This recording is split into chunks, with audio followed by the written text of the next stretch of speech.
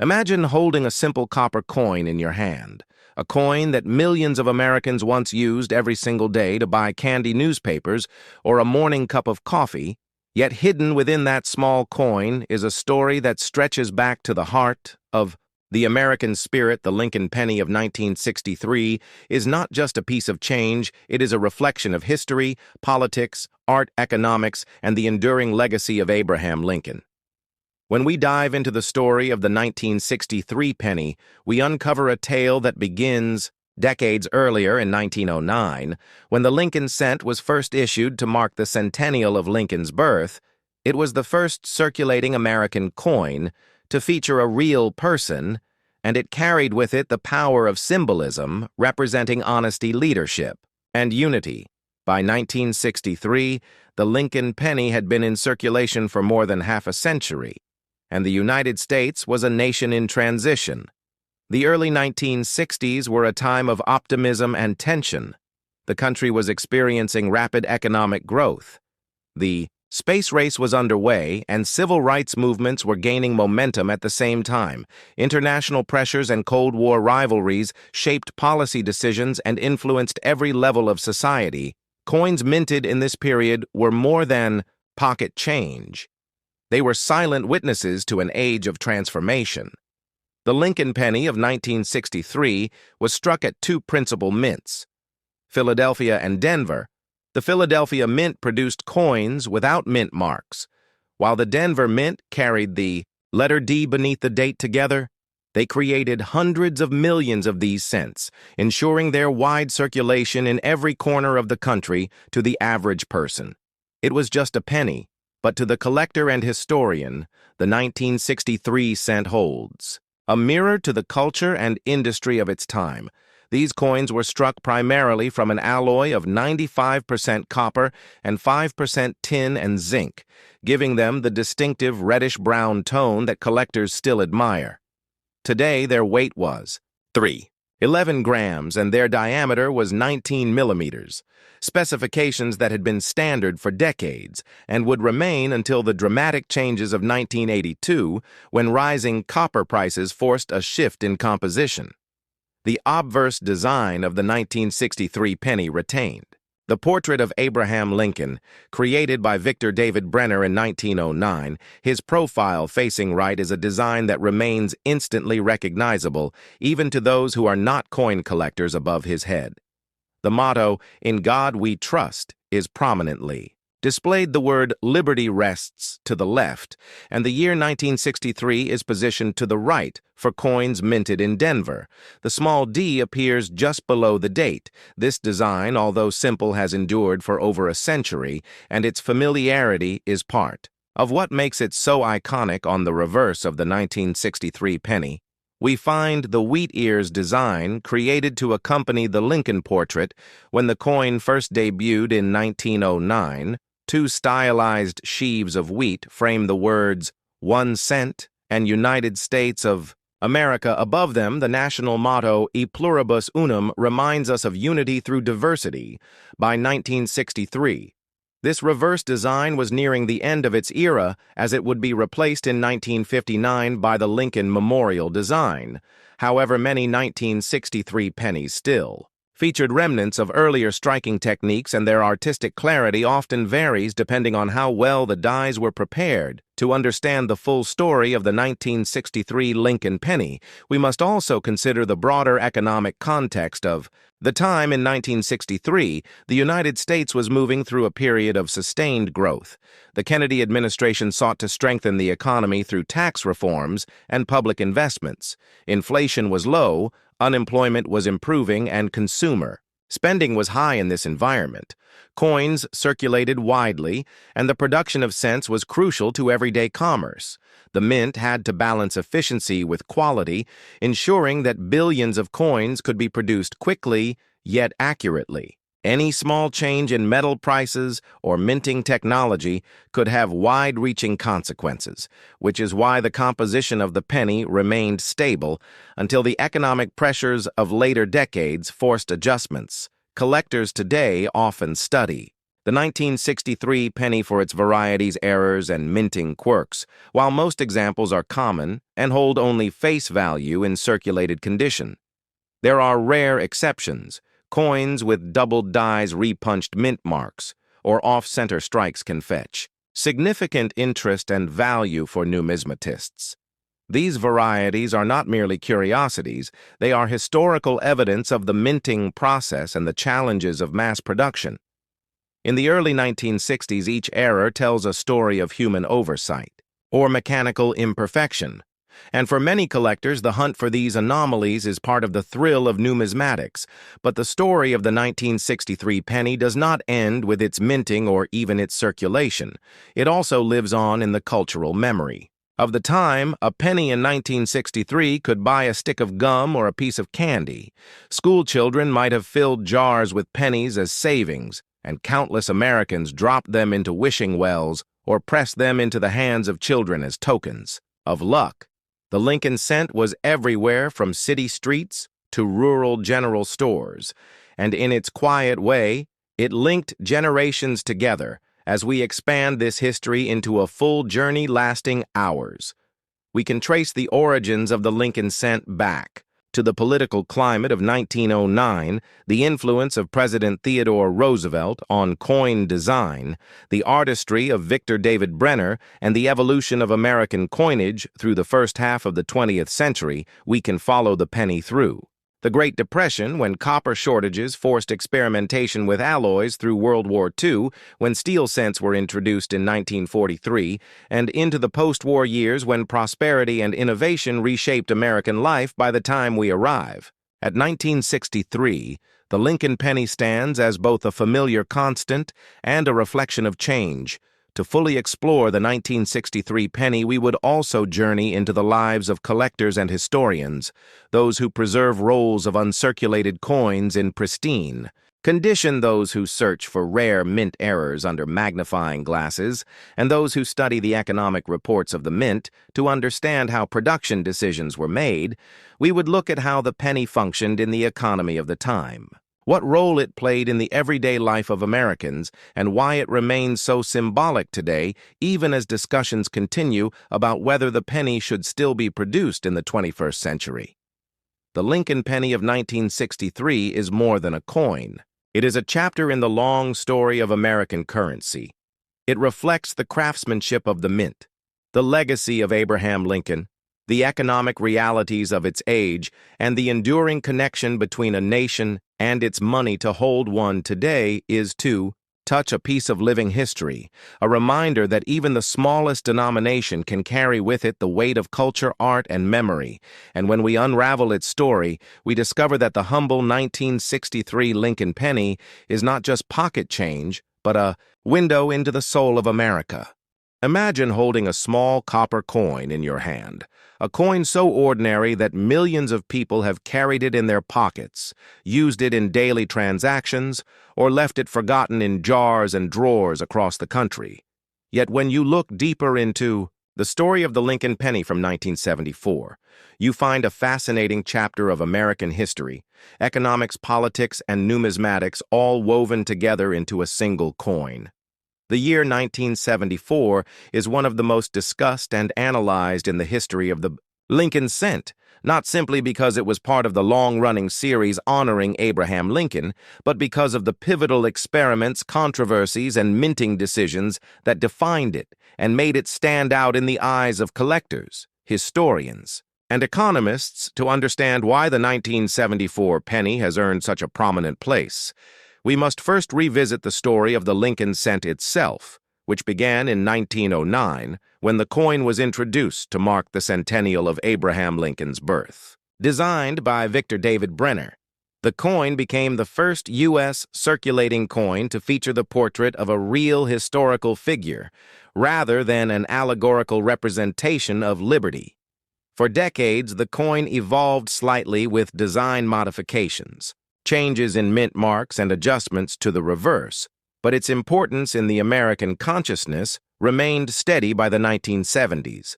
The penny had been circulating for more than 60 years, and the U.S. Mint faced serious challenges: rising inflation, And soaring copper prices made it increasingly expensive to continue striking 1-cent coins with the traditional copper alloy. By 1973 and into 1974, the price of copper had grown so high that the metal value of the cent was approaching, or in some cases even exceeding, its face value.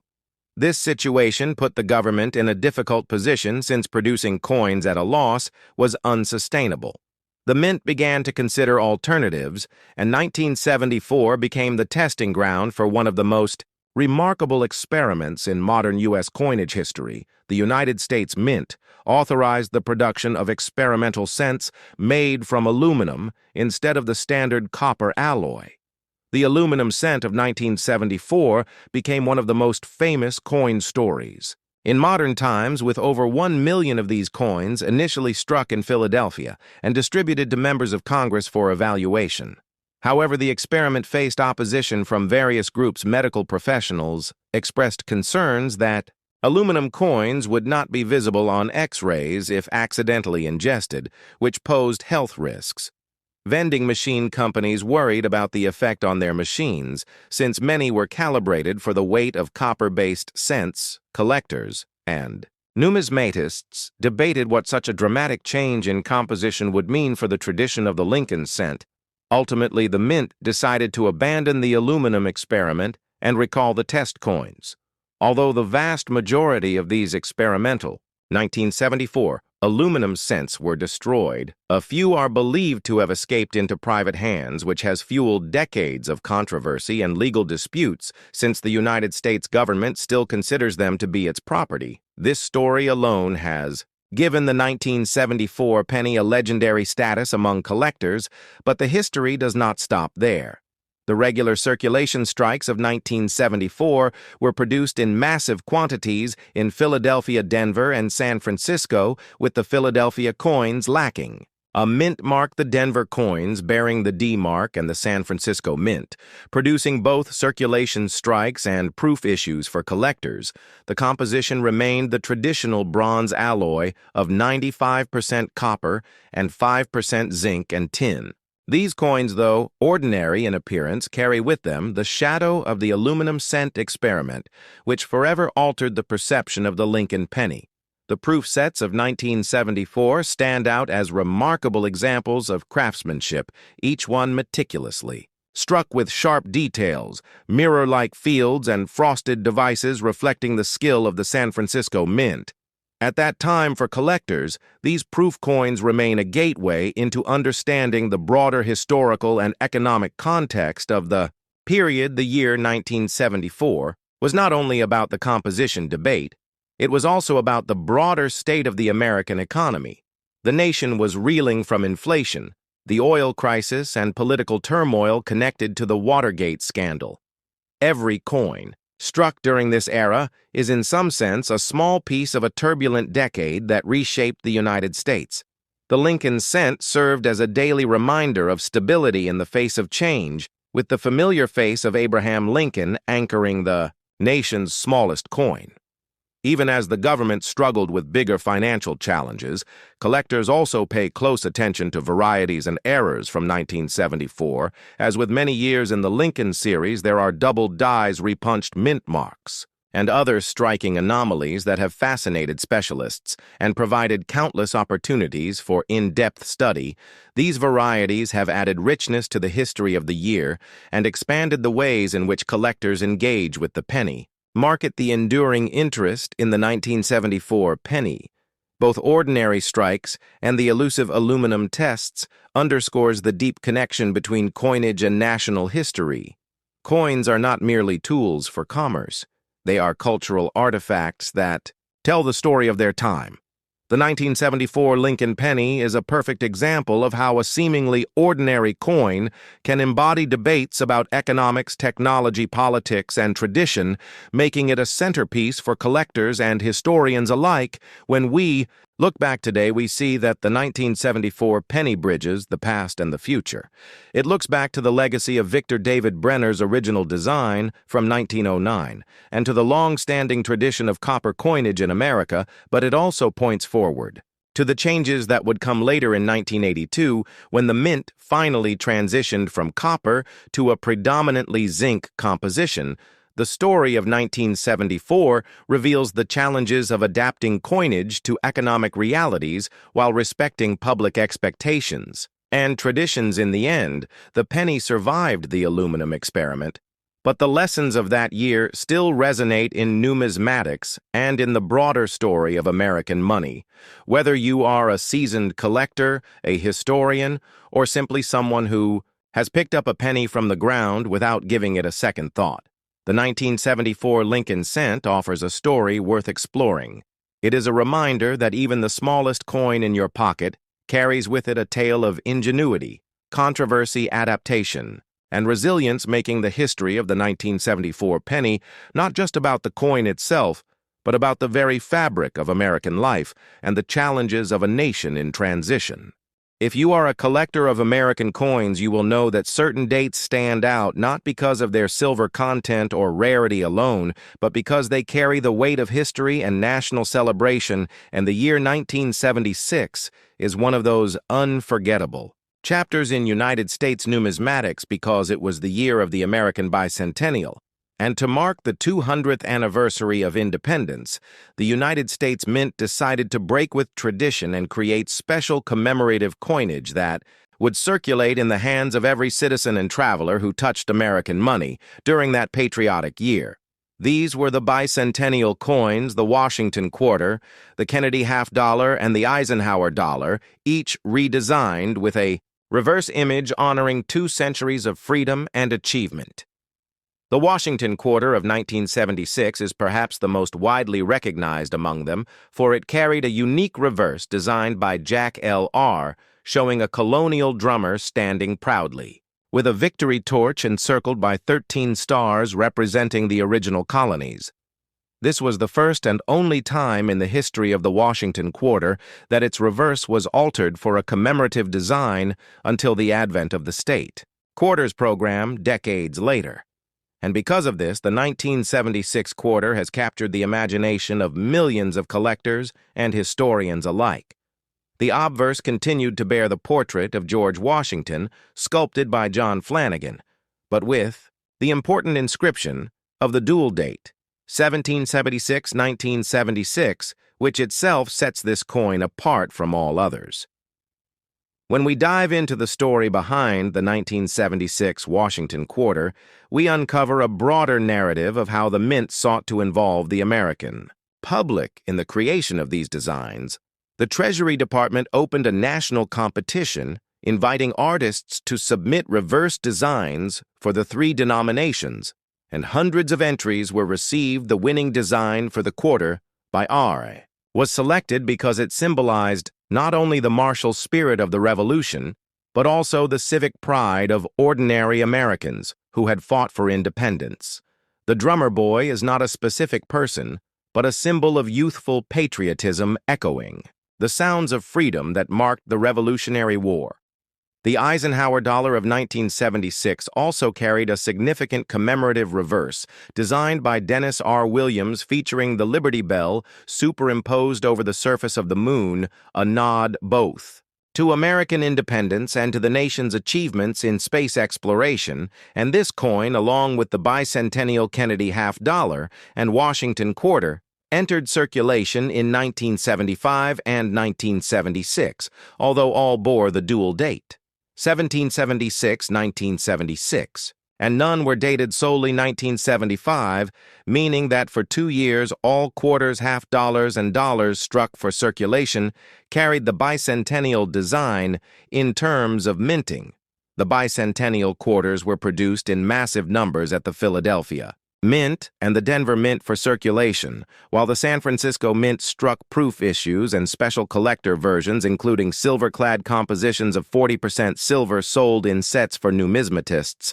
The total mintage exceeded 1.5 billion pieces, ensuring that nearly every American could hold a piece of the bicentennial celebration in their hand. Yet within that enormous number lie varieties and distinctions that intrigue collectors. To this day, there were copper-nickel clad quarters, the standard composition and the silver-clad collector strikes, and even among proofs distinctions exist between cameo and deep cameo finishes, which significantly affect value. The 1976 Eisenhower dollar carries an equally rich story. Its obverse retained the portrait of President Dwight D. Eisenhower designed by Frank Gasparo, while the reverse carried Williams's Liberty Bell and Moon design, which symbolized the past and future, the struggle for independence, and the achievement of Apollo. These dual symbols linked America's founding with its modern triumphs, a statement that the spirit of 1776 continued into the space age, like the quarter the dollar was struck in circulation, clad and in 40% silver collector versions, including uncirculated and proof issues.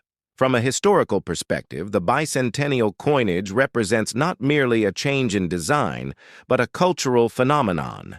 The Mint had never before attempted such a wide-scale commemorative program distributed. In everyday change, and the public response was extraordinary. People saved these coins by the millions, and even now, 40 years later, the drummer boy quarter is still found in circulation, though many examples are hoarded in jars, drawers, and albums. By Americans who remember the excitement of the bicentennial year, for the numismatist, the 1976 bicentennial quarters and dollars present layers of study from the artistry of the design competitions to the minting techniques of the mid-1970s to the collector sets that are today valued, not for rarity, but for their connection to history. The 40% silver sets especially remain popular among collectors, and while they are not considered rare, their historical weight ensures they will never be forgotten. What makes the 1976 bicentennial quarter and dollar truly special is their ability to tell two stories at once: the story of a young nation fighting for its independence in 1776, symbolized by the drummer boy and the Liberty Bell, and the story of a mature nation in 1976, celebrating its achievements in democracy, technology, and exploration. These coins are not just money. They are miniature monuments passed from hand to hand across the nation. They capture the spirit of a year. When America looked back on 2 centuries of struggle and progress and looked forward with hope. Collectors today often ask about value and rarity, and while circulated bicentennial quarters remain common, certain proof, silver versions can fetch higher prices depending on condition, cameo quality, and packaging. The Eisenhower bicentennial dollar similarly has collector premiums for high-grade silver proofs, especially deep cameo examples graded by professional services. But the greatest value of these coins may not lie in the marketplace at all, but in the cultural memory they carry. Imagine yourself in 1976, standing in line at a diner paying for your coffee and receiving a shiny new quarter with a drummer boy reverse in your change. The sense of national pride that surged in those years of celebration of parades, fireworks, and patriotic displays was mirrored in those coins. You could hold that history in your hand, and it made the bicentennial celebration tangible. The legacy of the 1976 bicentennial coins remain strong because they mark a moment when the Mint bridged the gap between everyday currency and historical commemoration, ensuring that millions of Americans could share in the bicentennial no matter who they were, where they lived, or how much money they had. And as such, the 1976 Washington quarter and Eisenhower dollar remain not only artifacts of numismatic interest, but treasures of national memory destined to be studied, preserved, and cherished for generations. Have you ever held a coin in your hand and wondered what stories it carries across time and history? The 1994 Washington quarter is one of those pieces of American coinage that may seem ordinary at first glance, but in reality, it is part of a long tradition stretching back decades, and it holds significance not only for collectors, but also for anyone interested in the broader history of United States currency. To understand the importance of the 1994 quarter, we must first journey back to 1932, When the Washington quarter was first introduced, the coin was created in honor of the 200th anniversary of George Washington's birth, and the design chosen for the obverse was the work of sculptor John Flanagan, whose portrait of Washington was based on the classical bust created in 1785 by French sculptor Jean-Antoine Houdon. Flanagan's design was instantly recognizable, with Washington's head facing left, the word liberty arching above him, the phrase, "In God we trust." To the left, and the date of minting below the reverse of the coin initially carried a bold heraldic eagle with wings, spread a bundle of arrows in its talons, and an olive branch symbolizing peace and strength beneath it.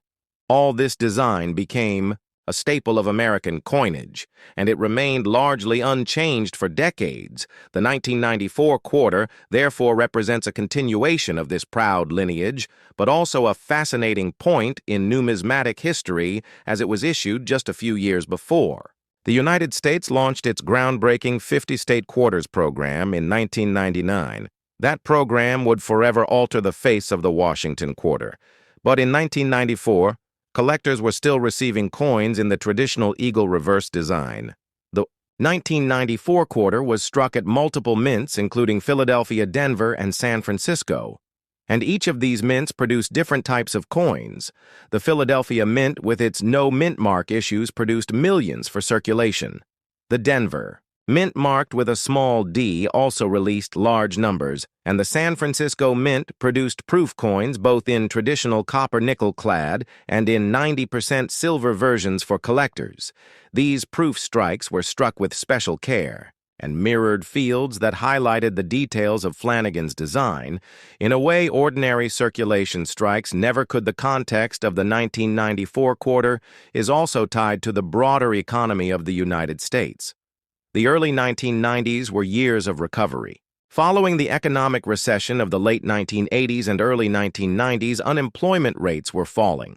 Technology companies were beginning to grow, and the American public was experiencing a new wave of confidence. Coins of this period circulated widely. Through booming suburban economies and through a growing consumer culture that relied heavily on cash transactions, even as electronic banking and credit card use began to rise, the quarter, in particular, remained one of the most useful denominations. Being essential for vending machines, parking meters, and daily commerce, from a numismatic standpoint, the 1994 quarter is interesting because while it is not considered rare in the traditional sense, there are certain varieties and errors that make it highly collectible. Examples include coins struck slightly off-center, double die, obverse, and reverse varieties, and coins with planchet errors.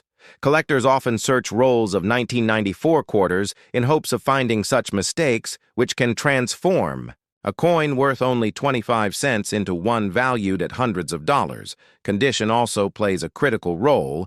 Mint state examples graded MS-65 or higher by professional grading services such as PCGS or NGC command premium prices, while proof examples, especially those in deep cameo contrast, also attract significant interest. As for design, the 1994 quarter shows the enduring power of Flanagan's artistry, although some critics by the 1990s argued that the details of the design had worn down over decades of use. The mint had made subtle modifications to restore sharper details. Washington's hairlines were often weak on earlier strikes, but in the 1990s, coins showed improved sharpness. Collectors also pay attention to strike quality, luster, and the presence of bag marks when evaluating these coins. One cannot discuss the 1994 quarter without acknowledging the transition that was about to come in just 5 years. The Washington quarter would undergo its biggest change since 1932 with the introduction of the statehood series. But in 1994, the quarter still embodied the classic eagle reverse that had become a familiar sight in the pockets of Americans for more than 60 years. This makes the 1994 quarter something of a final chapter in the long-running traditional era before modern commemorative and state-themed designs dominated the quarter series. The production figures also tell an important story. The Philadelphia Mint struck over 1 billion quarters in WTU 1994, while the Denver Mint produced a similarly massive number, meaning that in circulation the coin is common. Yet despite its commonality, its place in history as part of the pre-statehood group gives it an identity collectors appreciate. San Francisco, meanwhile, produced proof sets that year which were sold to collectors directly through the United States Mint. These proofs often remain in pristine condition, housed in protective cases, and they show off the artistry of the design in ways circulation. Strikes cannot. The cultural significance of the Washington Quarter series also cannot be overlooked. By 1994, the image of George Washington on the quarter had become one of the most reproduced portraits of any historical figure in American history. With billions of coins struck and distributed, his likeness was instantly familiar to people across the world who encountered U.S. currency abroad.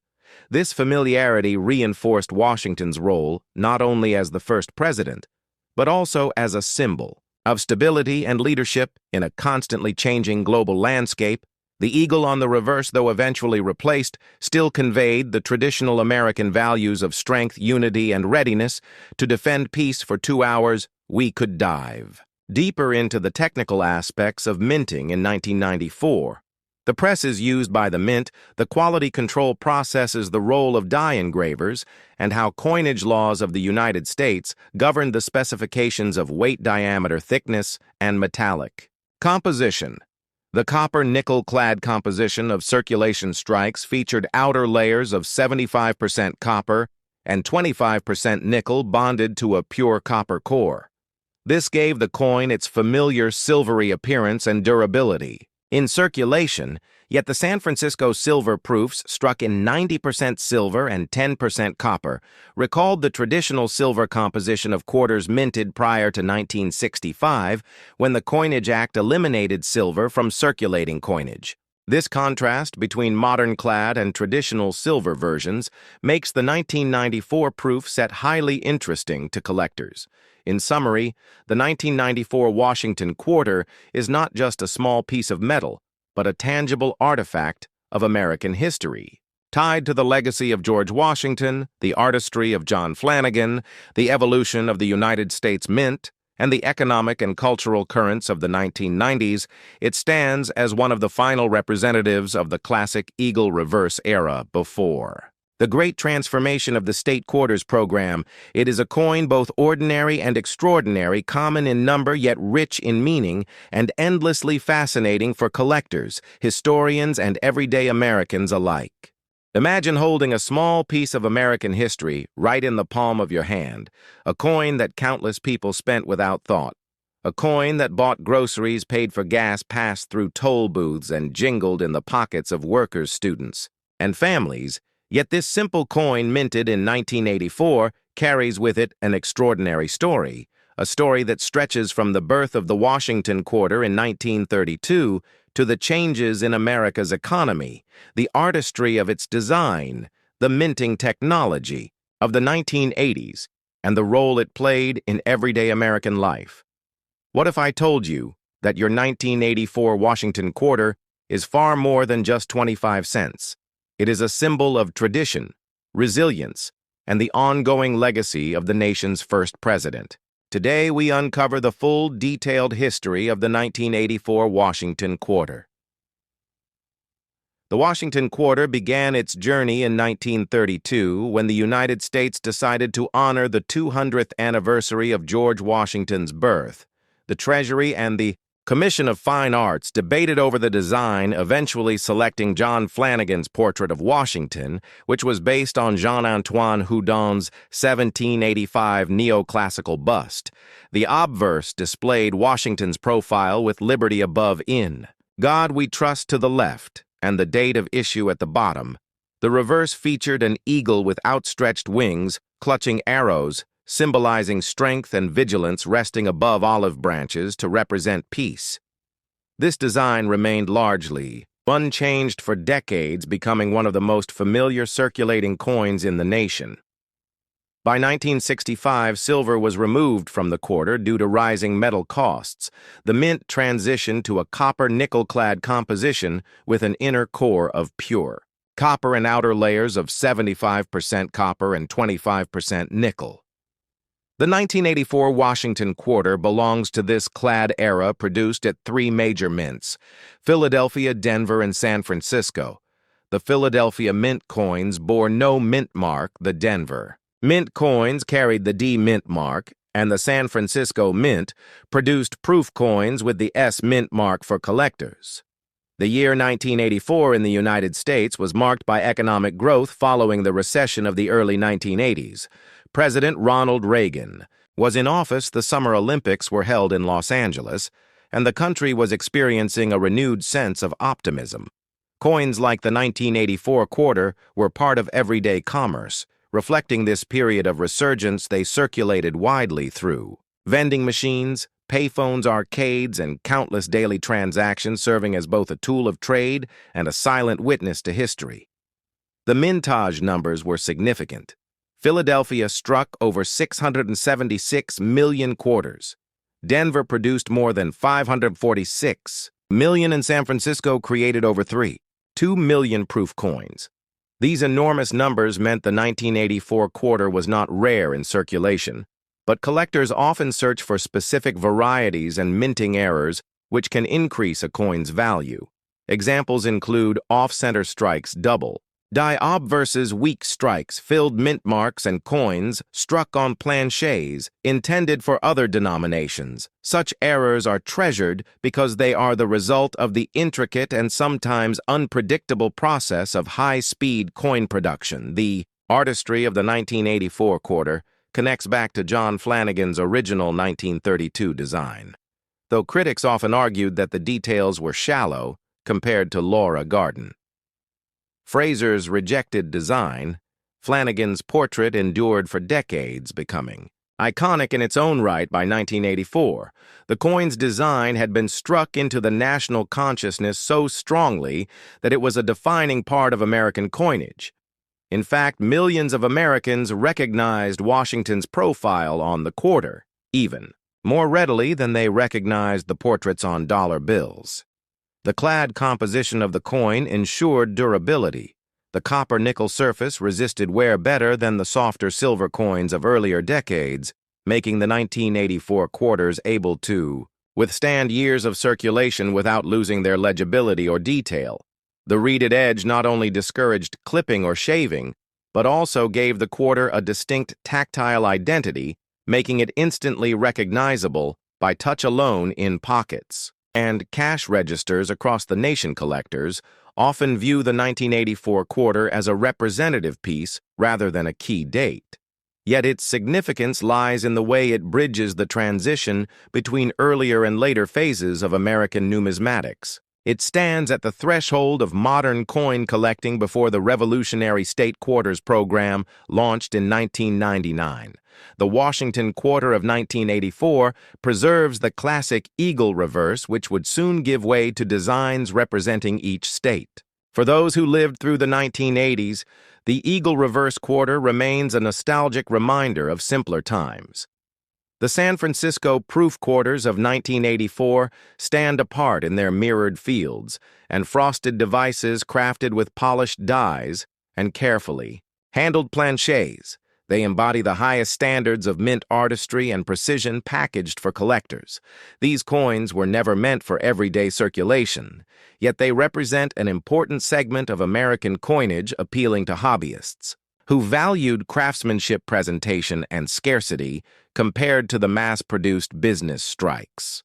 The economic role of the 1984 quarter was immense in a pre-digital world where cash dominated. Even small denominations had major significance. Vending machines often required quarters, arcades thrived on them, laundromats depended on them, and toll booths collected millions. Each day, the quarter was arguably the most versatile and useful coin in circulation, occupying a central place in American daily life far beyond its modest face value. Over time, the 1984 Washington quarter has gained appreciation among collectors, not because it is rare, but because it represents continuity. It tells the story of how a coin introduced in 1932 survived, changes in composition, economic upheavals, and artistic debates to remain firmly entrenched in American culture. Its value today depends on condition, mint mark, and whether it has unique errors, while circulated examples are generally worth their face value. Uncirculated and proof specimens, especially those graded highly by professional services, can command a premium among enthusiasts. To hold a 1984 Washington quarter is to connect with the everyday life of mid-1980s America. It links us with the technology, the culture, the economy, and the artistic traditions of the time. It embodies the persistence of George Washington's image on coinage, the dedication of mint workers who struck hundreds of millions of coins with precision, and the ongoing narrative of American money which evolves, yet always looks back to its roots. The 1984 Washington quarter may seem like a common coin, but when studied deeply, it becomes an artifact that tells stories of design, politics, economics, and national identity. Imagine holding in your hand a simple 5-cent coin from 1998, a Jefferson nickel that at first glance looks like ordinary pocket change, but behind its familiar face lies a story of American history, artistry, economic change, and numismatic value. A story that connects Thomas Jefferson, one of the founding fathers of the United States, to the mints of Philadelphia, Denver, and San Francisco, and to the millions of people who use these coins every day.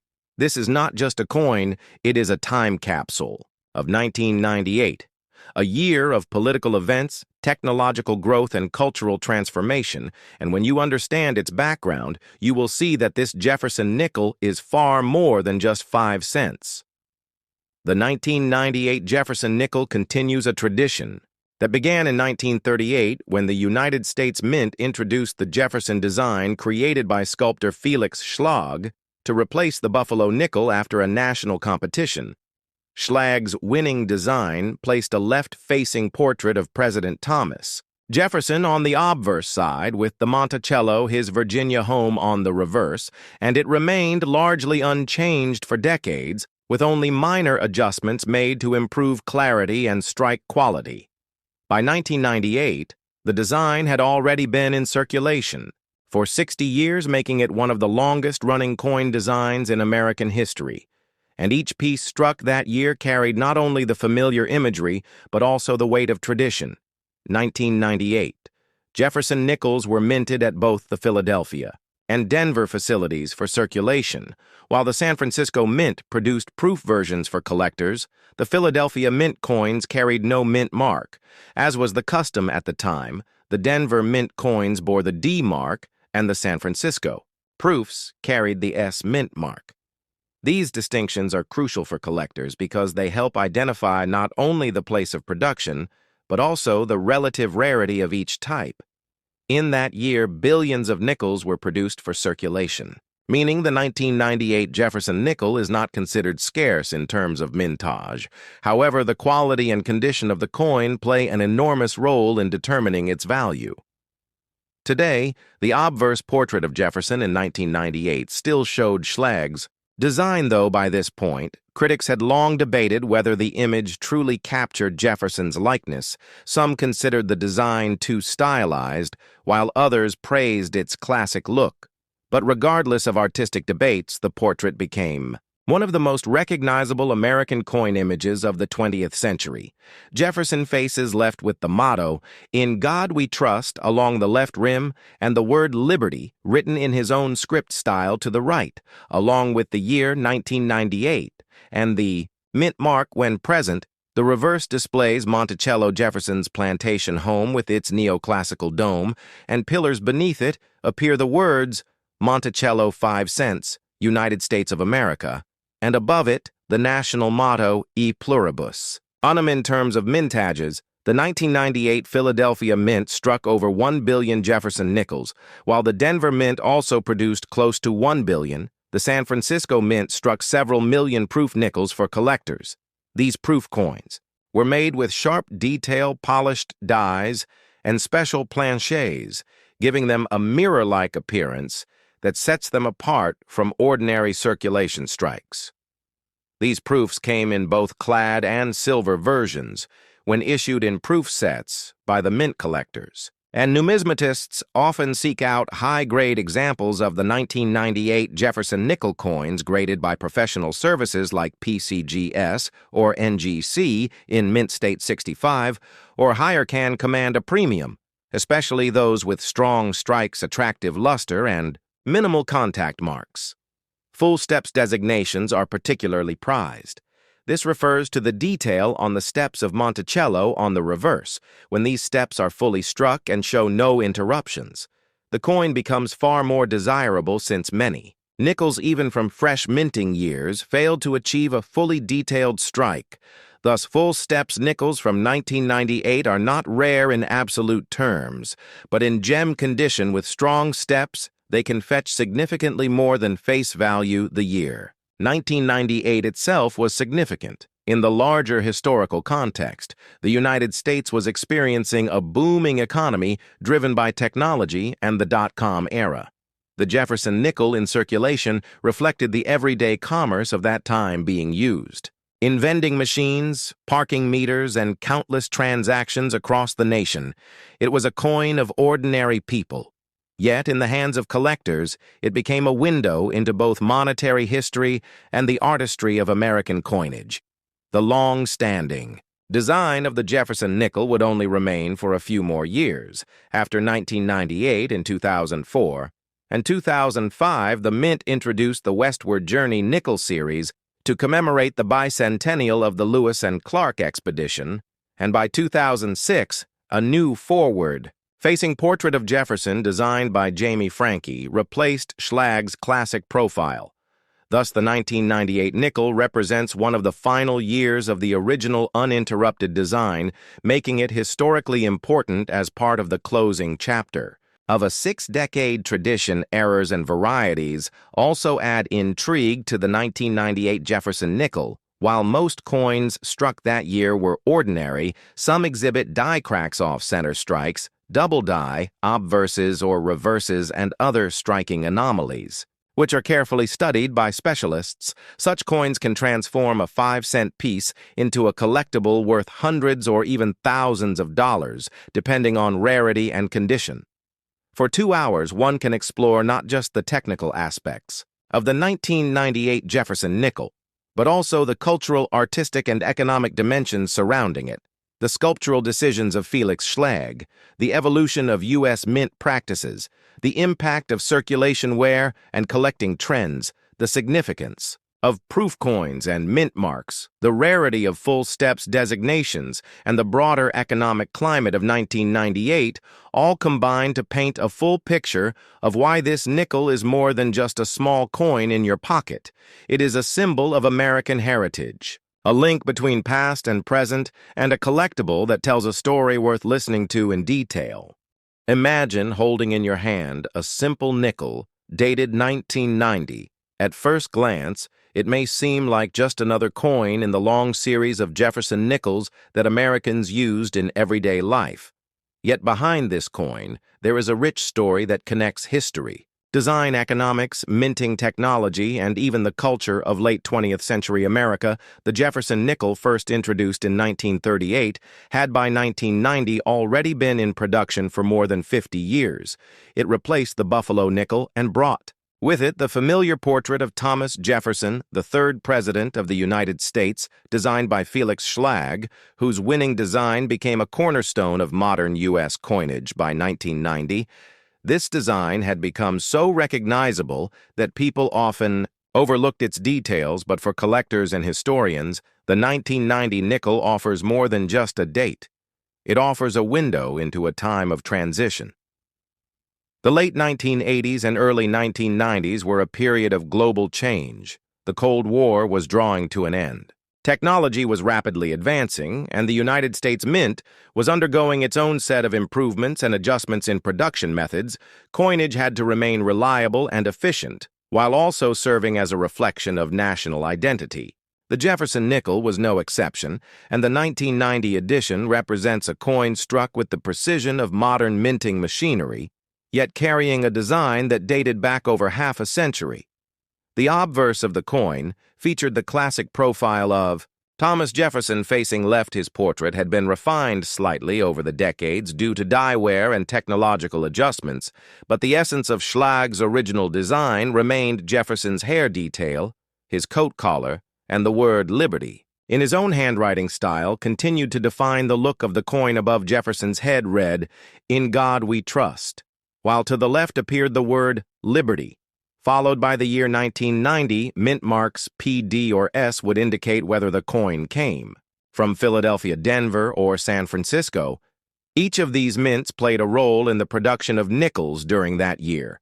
Philadelphia without a mint mark, Denver with a D, and San Francisco with an S, producing proof issues for collectors. On the reverse of the coin stood the image of Monticello Jefferson's Virginia estate, an iconic building that symbolized Jefferson's architectural talents as well as his vision for the young republic.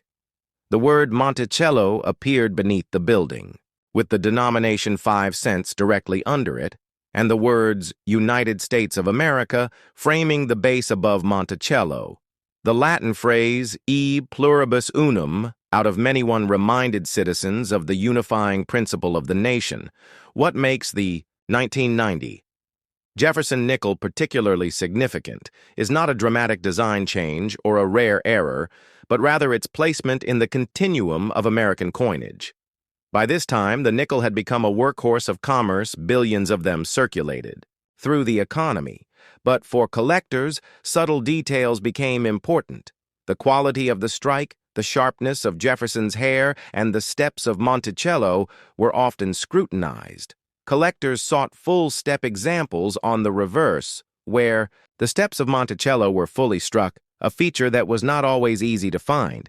Even with modern minting technology, these full-step nickels became highly prized in 1990. The Philadelphia and Denver mints produced massive numbers of nickels, intended for everyday circulation. Yet the San Francisco Mint produced proof nickels with mirror-like fields and frosted details sold to collectors in proof sets. These proof coins demonstrated the highest quality of mint craftsmanship at the time, while the circulation strikes reflected the efficiency of mass production. The economy of the early 1990s also added context. The United States was entering a recession, and yet coins like the nickel continued to serve as reliable symbols of stability. People trusted their change even as larger financial systems faced uncertainty. Holding a 1990 nickel meant holding a piece of continuity, a link between past and present errors and varieties, also make the 1990 Jefferson nickel interesting for collectors. While the year did not produce the dramatic double dies or overdates that other years sometimes did, there were still small minting anomalies such as off-center strikes, die cracks, or weak steps at Monticello. These coins, though often overlooked in circulation, became treasures for collectors who understood that mistakes in mass production added uniqueness to otherwise common coins. The Jefferson nickel itself had already lived through decades of American history from World War II, when its composition was changed to include silver due to wartime needs to the post-war boom of the 1950s and 1960s. By 1990, it was clear that the design was becoming one of the longest-running in U.S. coinage history, second only to the Lincoln cent. The fact that Jefferson's portrait and Monticello remained unchanged for so long spoke to the enduring legacy of the design, for a coin that circulated in the pockets of everyday Americans. The 1990 nickel also carried cultural significance. Children might have used it in vending machines. Families may have tossed them into payphones. Drivers dropped them into toll booths. Its purchasing power, though modest, symbolized the daily rhythm of American life. Coins like this traveled across states, into stores, restaurants, and households, silently recording the movement of a nation. When we think about the artistry of Felix Schlag's design, it is important to remember that Monticello was not just an architectural achievement. It was a symbol of Jefferson's vision for an agrarian republic. His ideas about democracy and liberty were tied into his home, and by placing Monticello on the nickel, the mint tied those ideals directly into American commerce. Every transaction with a nickel carried a reminder of Jefferson's contributions to the country by 1990 numismatics. The study of coins was also experiencing growth. Coin shows, coin clubs, and publications provided collectors with knowledge and community. Jefferson nickels were popular among collectors because they were affordable, widely available, and yet full of variety. Collecting a complete set from 1938 to the present was a challenge that appealed to many, and the 1990 coin was a required piece in that long chain. Looking at the broader historical picture, 1990 was a year of transition.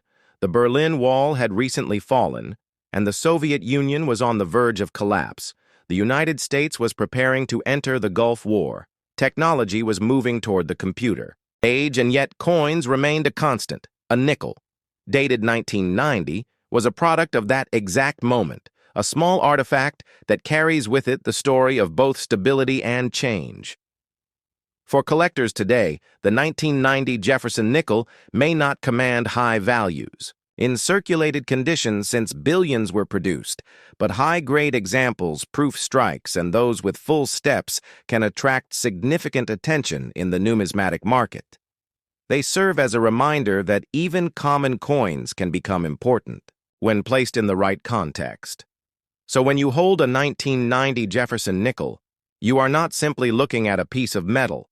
You are holding the continuation of a tradition that began in 1938. You are holding the artistry of Felix Schlag preserved. Across decades, you are holding a coin that passed through the lives of ordinary Americans during a time of great change in the world, and you are holding a small but meaningful piece of history that continues to tell its story to anyone willing to listen. The year was 1945. A year that carried the weight of both victory and devastation, a year that marked the closing chapter of the Second World War and the beginning of a new global order. And yet in the middle of this monumental year of history, the United States Mint quietly produced a coin that would become a piece of everyday life and also a marker of that era's spirit. The 1945 Lincoln Wheat Cent. This humble 1-cent piece, minted in Philadelphia, Denver, and San Francisco, was struck at a time when the United States stood at a crossroads between wartime sacrifice and peacetime rebuilding, and in every way the 1945 wheat penny tells a story of America's resilience, its economy, its culture, and its people. The obverse of the coin continued to feature the enduring profile of Abraham Lincoln, a design first introduced in 1909 by Victor David Brenner, to commemorate the 100th anniversary of Lincoln's birth, and by 1945, this portrait was more than just a likeness. It had become a national symbol, one that Americans looked upon daily in their pockets as they endured. Rationing, worked in factories, supported soldiers overseas, and prepared for life after the war on the reverse. 2 simple wheat stalks framed the words, 1 cent United States of America, flanked by E pluribus unum, meaning out of many one. This design represented both simplicity and strength during an age when every ounce of copper, every moment of labor, and every resource had to be carefully allocated to support the war effort. But by 1945, something important had changed for the wheat cent for 3 years. From 1942 to 1944, the Mint had experimented with alternative metals for the penny because copper was needed for ammunition shell casings and other wartime materials. In 1943, the famous steel penny was struck, a coin with a zinc-coated steel core that looked silvery and unusual compared to the traditional bronze cent by 1944. However, the Mint returned to a primarily copper-based composition, using recycled shell casings from military stockpiles, and so the 1945 wheat penny belongs to that period of wartime and post-wartime metallurgy.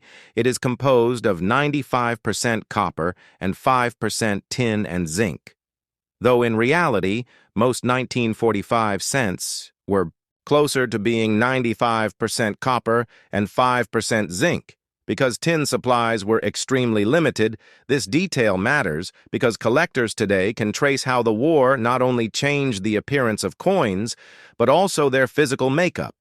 And when you hold a 1945 wheat cent, You are holding a coin whose copper may have once been a shell casing used on the battlefield, reminding us that even the smallest coin carried within it the echoes of global conflict, the mintage figures of the 1945. Penny also tell us a great deal about the time in Philadelphia. The main mint produced more than 1 billion of these coins, an enormous number that reflected both the booming American economy at the end of the war and the need for circulating currency. As millions of soldiers returned home and re-entered civilian life in Denver, the mint struck over 266 million coins, and in San Francisco more than 181 million. All told, the 1945 wheat cent is one of the most common wheat pennies of the era, yet despite its abundance, the coin is cherished by collectors not simply because of rarity, but because of context. It stands as a snapshot of a single pivotal year. The year the war ended, the year the atomic age began, the year millions around the world breathed both relief and uncertainty. It is a coin that connects pocket change to world history. When we examine the Philadelphia issue, we find that the absence of a mint mark on the coin does not diminish its historical value. It is the sheer volume of Philadelphia's production that shows us the industrial might of the United States. During that period, the Denver issue carries the familiar D beneath the date, reminding us of the Rocky Mountain Mint that had become a powerhouse of wartime coinage production, while the San Francisco S marked coins tie us to the West Coast and to a mint facility that had been crucial not just in making coins, but in supplying the Pacific theater economy with currency. If we step back and consider the artistic side of the 1945 wheat cent, we see Victor David Brenner's design still crisp, still emblematic of early 20th century ideals. Brenner's Lincoln was not just a portrait, but a statement about democracy, integrity, and leadership. His initials VDB had caused controversy in 1909 when they were first placed on the reverse and later removed. But by 1945, collectors and the public alike had accepted his artistry as one of the most enduring in American numismatics. What makes the 1945 wheat penny even more fascinating is the way it circulated through everyday American life. Pennies like these paid for newspapers in the morning. They bought candy and soda for children. They dropped into jukeboxes at the local diner. They were stacked into rolls at banks across the nation. They found their way into church collection plates and soldiers' pockets, and for many families of the 1940s, these coins were a constant companion in a time of both hardship and hope. As the war ended in Europe in May of 1945, and in the Pacific in August of that year, coins like the 1945 wheat penny were spent in celebration, in mourning, and in rebuilding the everyday rhythm of life. The collector of today sees not just a common bronze coin, but an artifact of that time frame. Collectors also study the variations in strike quality between the mints. Philadelphia coins often display sharper details because of the higher mintages and fresher dyes. Denver and San Francisco issues sometimes show weaker strikes or differences in luster, but these small variations become significant in the hands of a numismatist who seeks to connect every detail of the coin to the history of its making errors. To play a role in the story of the 1945 wheat penny like doubled die, obverses, repunched mint marks, and off-center strikes, which can elevate an ordinary cent to a prized rarity within a collection. And here again the history deepens. For these errors were not merely accidents. They were the natural byproducts of a mint working at maximum capacity during an age of industrial strain, when the demands of production sometimes outpaced perfection. When you expand the lens further, you see that the 1945 wheat penny sits at the end of an era, because in just a few years, by 1959, the reverse design would change from the wheat ears to the Lincoln Memorial, reflecting a shift in both style and national identity. So this coin is part of the last great generation of wheat cents, which today are treasured for their link to a different America. To tell the story of the 1945 wheat penny is to tell the story of a nation at a turning point. And that is why collectors, historians, and everyday enthusiasts alike continue to search for these coins in circulation in estate sales and in old family jars. They are reminders that history is not only written in textbooks or in monuments, but in the smallest everyday objects, objects that passed from hand to hand silently, recording the triumphs and tragedies of their time. The 1945 wheat penny is therefore more than a cent, more than copper, more than a design. It is a bridge between the hardships of war and the promise of peace, between the sacrifices of the greatest. Generation and the aspirations of those who came after it is a story you can hold between your fingers, a story of America at its most determined, most tested, and most triumphant. Imagine holding in your hand a small copper coin minted in 1953, a wheat penny, whose face value was just 1 cent, but whose story stretches across generations of American history, economic change, artistry in coin design, and the subtle mysteries of numismatics. This is not just a penny. It is a window into the post-war era, a time when America was finding its footing after World War II, when prosperity was rising, but also when global tensions of the Cold War were beginning to shape the world. The wheat penny of 1953 tells us about how coins were made, the metal they were struck from the mints that produced them, the artistry of Victor David Brenner, who first designed the Lincoln cent in 1909, and the enduring symbolism of wheat, ears that represented American agriculture strength and growth. In those years, every coin in circulation carried a message far greater than its face value. The story of the 1953 wheat penny begins with its design. On the obverse, we find Abraham Lincoln, the beloved 16th president immortalized on the cent since 1909. The Lincoln cent was the first U.S. coin to bear the portrait of an actual person, breaking away from the classical allegories of liberty that had dominated coinage for over a century. Brenner's design placed Lincoln facing right with the word liberty to his left and the date to his right above him, the motto, "In God We Trust," which had been appearing on coins since the Civil War era. What makes this coin iconic is the reverse, with its 2 simple wheat stalks, one on each side, framing the words 1 cent and United States of America, along with the motto, E pluribus unum. This wheat design would last until 1958 before being replaced in 1959 by the Lincoln Memorial reverse. But beyond the design lies the real depth of history. The 1953 wheat penny was minted at 3 locations: Philadelphia, Denver, and San Francisco. Each mint left its own small mark of history. Philadelphia coins carried no mint mark. Denver pennies bore a D, and San Francisco pennies and S. Collectors today seek out these varieties not only for their differences, but for their relative rarity. The Philadelphia Mint produced over 256 million coins. Denver struck more than 700 million, while San Francisco produced a more modest 181 million. In total, over 1 billion wheat pennies were struck in 1953, which speaks to the incredible demand for small change in post-war America. The metal content of these coins is another layer of their story, struck in 95% copper and 5% tin and zinc. These coins carry within them the last full era of copper cents, before the dramatic changes of the 1970s and 1980s, when rising metal costs would lead to pennies being made primarily of zinc.